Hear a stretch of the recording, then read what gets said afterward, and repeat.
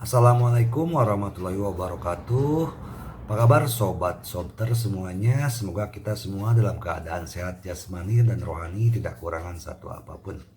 Oke, sebelum dimulai ceritanya seperti biasa, bantu dulu tekan tombol like dan berkomentar juga ya Tuan dan Anak. Oke, kita lanjutkan saja ceritanya. Jumat, tanggal 25 April tahun 2025. Bab 3434 Xiao Curan memperhatikan sesuatu. Bab 9476 sampai dengan bab 9480. Tawana terus mengoceh dan talenta Inggris di sisi lain hampir muntah darah. Namun Tawana segera memotong simpul Gordian. Dia mengirim pesan suara dan langsung memblokir pihak lain. Kemudian, karena tidak puas dengan itu, dia pergi ke Instagram dan aplikasi media sosial lainnya dan berhenti mengikutinya. Siapa yang diikuti dan siapa yang tidak diikuti oleh seorang bintang merupakan penunjuk arah yang sangat diperhatikan oleh para penggemar.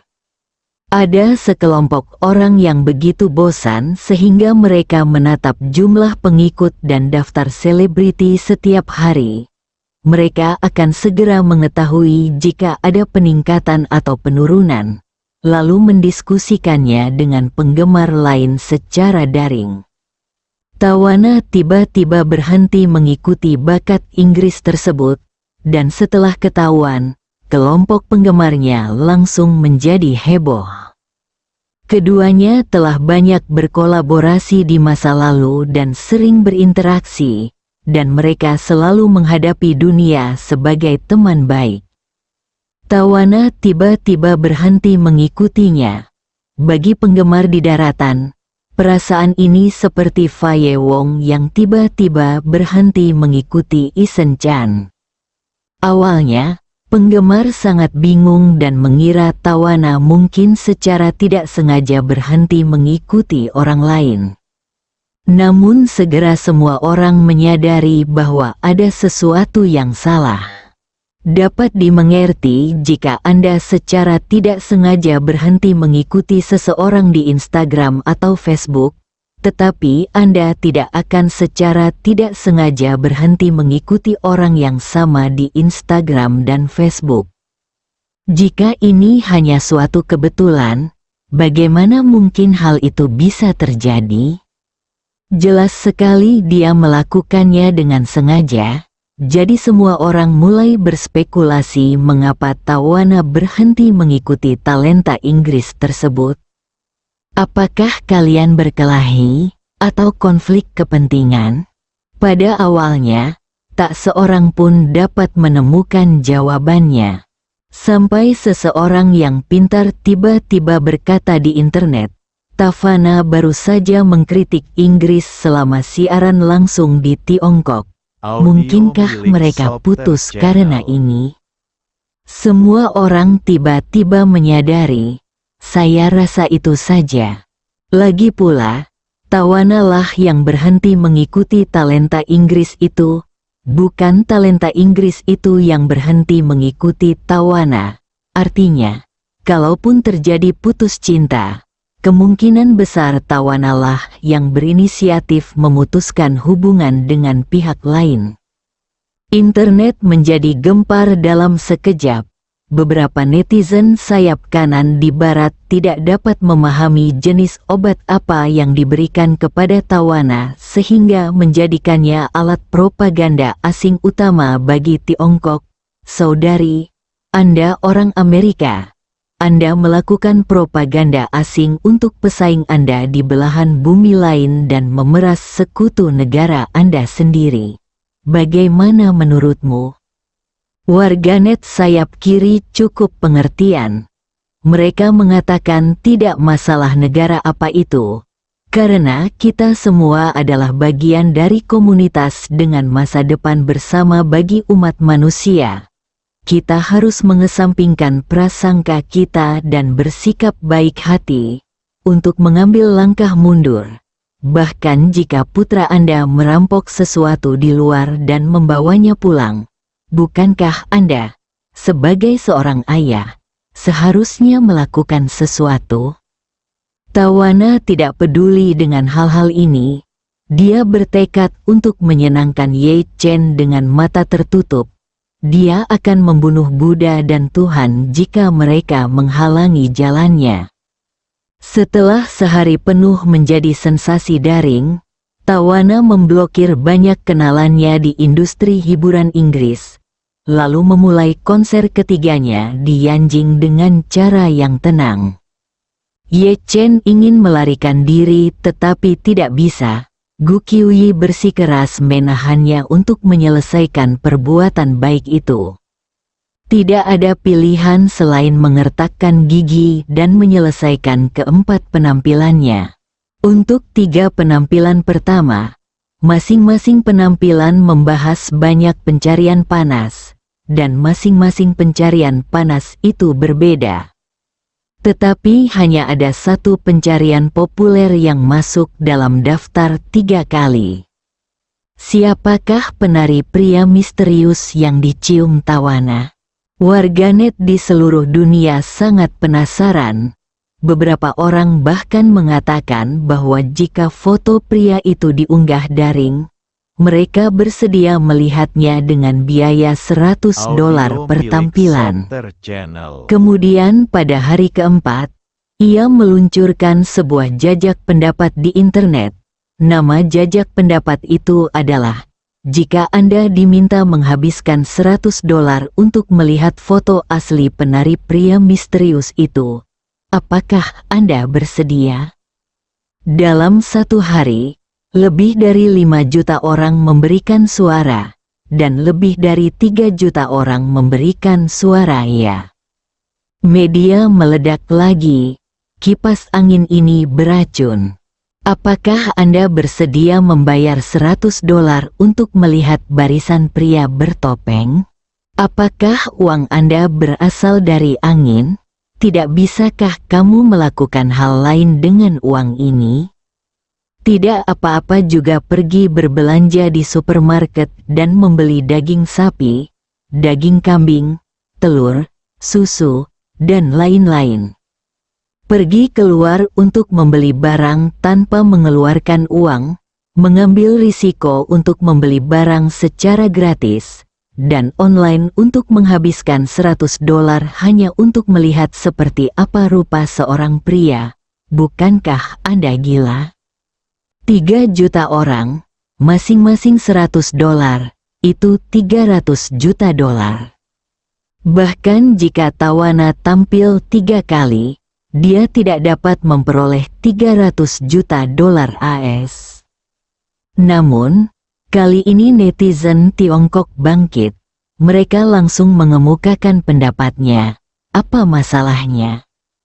Kami yang berkecimpung dalam industri hiburan dalam negeri berharap sudah mulai membayar untuk membuka foto selebriti di Weibo 800 tahun yang lalu. Bukan? Tentu saja, tidak ada satupun selebriti hiburan dalam negeri kita yang berani mematok harga foto mereka setinggi itu. Biasanya hanya 28, 38 atau 58 yuan. Pada hari keempat, Xiao Churan juga sangat penasaran dengan pria misterius ini.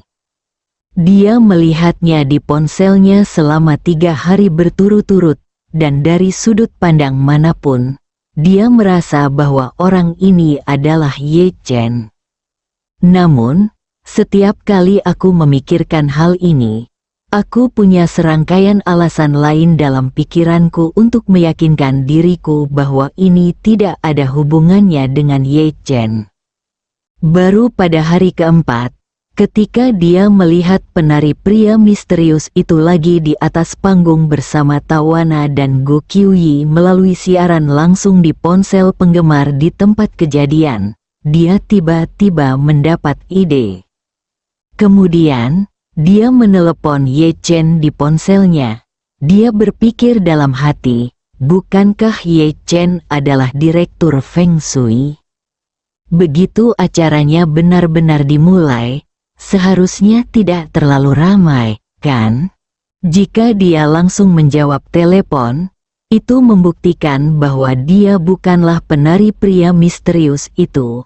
Jika dia tidak menjawab telepon, meskipun itu tidak membuktikan bahwa dia adalah penari pria misterius itu, tampaknya kecurigaannya semakin besar. Tidak diragukan lagi bahwa Ye Chen tidak bisa menjawab telepon sama sekali. Agar tidak terungkap kekurangan dalam penampilannya, ia bahkan tidak membawa telepon genggamnya ke atas panggung. Lagi pula, aku tidak punya tempat untuk menaruh telepon genggamku dengan semua perlengkapan ini. Sekalipun aku membawanya, aku tidak bisa menjawab telepon di panggung. Namun, dia benar-benar tidak menyangka bahwa Xiao Churan akan memilih meneleponnya saat ini. Mendengarkan bunyi bip di telepon, Xiao Churan tiba-tiba merasa gugup entah kenapa. Dia tidak dapat menahan diri untuk bergumam pada dirinya sendiri. Mungkinkah penari pria misterius ini benar-benar Ye Chen? Tapi, mengapa, meskipun dia adalah seorang ahli Feng Shui, tidak perlu dua bintang wanita papan atas bersikap begitu antusias dan proaktif terhadapnya, bukan? Ye Chen tidak menyangka kalau hal buruk seperti ini akan terjadi. Dia sudah lama bosan tinggal di Yanjing. Ketika dia tidak sibuk tampil, sekelompok orang memaksanya untuk punya anak. Ketika saya sedang sibuk tampil, seorang wanita Amerika gila terus memeluk dan mencium saya. Ini sungguh tidak nyaman, apapun yang terjadi. Oleh karena itu, dia telah sepakat dengan Gu Qiuyi bahwa segera setelah keempat pertunjukan selesai, dia akan langsung pergi ke bandara dan terbang kembali ke Jinling. Meski saya masih harus terus tampil di Shanghai, saya tidak lagi memiliki pekerjaan sebagai penari latar. Lagi pula, pertunjukan berikutnya baru akan dimulai beberapa hari lagi, jadi saya tidak perlu menyia-nyiakan hari-hari ini di sini. Setelah akhirnya mencapai akhir lagu, Tawana maju dan memeluk lalu menciumnya lagi. Untungnya mulai game kedua dia lebih bisa menahan diri dan tidak bersikap berlebihan seperti di game pertama. Setelah berciuman, Ye Chen dan Gu Qiuyi pergi. Mereka berdua bergegas ke ruang ganti. Saat Ye Chen berganti pakaian, dia berkata, "Aku benar-benar tidak bisa tinggal lebih lama lagi. Aku akan pergi ke bandara sekarang. Nanan, ingatlah untuk menyapa paman dan bibiku saat kamu kembali. Aku tidak akan kembali untuk mengucapkan selamat tinggal kepada mereka." Gu Qiuyi bertanya kepadanya dengan heran, "Saudara Ye Chen, meskipun kamu sedang terburu-buru untuk kembali, tidak perlu pergi sekarang, kan? Sekarang sudah lewat jam 9. Ye Chen berkata, "Aku harus pergi." Gu Qiuyi sengaja bergumam, "Apakah kamu sedang memikirkan Nona Xiao?" Ye Chen berkata dengan serius, "Apa Nona Xiao? Dia adalah kakak iparmu." "Tidak." Gu Qiuyi mendengus dan berkata dengan serius, "Dia adalah pihak ketiga yang ikut campur, tapi aku tidak peduli padanya." Oke. Ye Chen tahu bahwa dia dan Gu Qiuyi tidak mempunyai kesempatan untuk berdebat mengenai masalah ini karena dia tidak mempunyai kesempatan untuk menang. Ketika berbicara tentang siapa yang datang lebih dulu, Gu Qiuyi akan mengatakan bahwa dia telah mengenalnya sejak kecil, jadi dia pasti telah mengenalnya sebelum Xiao Churan. Ketika berbicara tentang hubungan hukum antara suami dan istri, Gu Qiuyi akan mengatakan bahwa perintah orang tua berada di atas segalanya. Dihadapkan pada titah orang tua dan kata-kata Mak Comblang, hubungan suami istri tak berarti apa-apa. Bagaimanapun, gadis ini selalu benar. Inti masalahnya adalah Ye Chen tahu dia salah dan tidak mudah berdebat dengannya. Jadi dia hanya bisa pasrah dan berkata, "Jika kamu bilang itu Nona Xiao, maka itu Nona Xiao. Aku sudah beberapa hari tidak ada di rumah, dan sudah waktunya untuk kembali." Gu Qiuyi tidak mempersulitnya dan berkata, "Kalau begitu aku akan mengantarmu ke bandara." Ye Chen berkata, "Saya akan mengantarmu pulang terlebih dahulu dan menyetir sendiri ke bandara. Setelah itu, saya akan meninggalkan mobil di bandara dan Chen Zekai akan mengatur seseorang untuk mengantarnya pergi." Gu Qiuyi berkata, "Kalau begitu aku akan mengantarmu ke bandara. Lalu aku akan mengantarmu pulang." Ye Chen tidak berdaya. Saat itu sudah lewat pukul 9, dan penerbangan normal terakhir kembali ke Jinling malam ini adalah pukul 11. Jika dia bergegas ke bandara, dia masih bisa mengejar penerbangan ini. Jika dia melewatkan waktu check-in untuk penerbangan ini, dia harus meminta keluarga Ye untuk menyediakan pesawat pribadi. Jet pribadi tentu saja nyaman, tetapi jika waktu pendaratan tidak sesuai dengan informasi penerbangan, mudah untuk mengungkap kekurangannya. Xiao Churan hanya perlu melakukan pemeriksaan cepat untuk mengetahui bahwa tidak ada pesawat yang mendarat saat itu dan kereta api berkecepatan tinggi juga dihentikan. Jadi bagaimana Ye Chen bisa kembali? Demi menghindari masalah, Ye Chen berkata kepada Gu Qiuyi, "Baiklah, ayo kita pergi ke bandara bersama. Tapi aku akan meminta Lao Chen untuk mengatur helikopter untuk menjemputmu di bandara. Kamu tidak bisa menyetir sendiri pulang. Aku khawatir." "Tidak masalah," Gu Qiuyi berkata sambil tersenyum. "Asalkan aku bisa mengantarmu ke bandara." Pada saat ini, Xiao Churan, yang berada jauh di Jinling, melihat dalam video langsung bahwa penari pria misterius itu telah meninggalkan panggung. Jadi dia sengaja menunggu beberapa menit dan menelepon Ye Chen lagi. Ponsel Ye Chen ada di atas meja di ruang ganti. Pada saat ini, telepon tiba-tiba berdering, dan antarmuka panggilan masuk langsung menggantikan pemberitahuan panggilan tak terjawab sebelumnya. Dia bahkan tidak tahu bahwa Xiao Churan telah meneleponnya saat dia sedang tampil. Maka dia memberi isyarat diam kepada Gu Qiuyi, menenangkan suaranya, lalu mengangkat telepon, menjawabnya dan berkata sambil tersenyum, "Churan." Hati Xiao Churan hancur, dan dia langsung menjadi sedikit bingung. Dia bertanya pada Ye Chen, "Suamiku, apa yang sedang kamu lakukan?" Ye Chen berkata, "Saya baru saja akan pergi ke bandara." Pergi ke bandara? Xiao Churan sedikit terkejut. Mengapa pergi ke bandara saat ini? Bukankah pertunjukannya belum berakhir? Ye Chen berkata, "Pekerjaanku sudah selesai. Kebetulan ada penerbangan lain kembali ke Jinling malam ini. Jadi aku berencana untuk berangkat sekarang dan mengejar penerbangan ini." Xiao Churan merasa makin gelisah. Apa sebenarnya yang sedang terjadi? Apakah Ye Chen penari pria misterius itu? Mengapa dia tidak menjawab telepon saat para penari pria berada di atas panggung?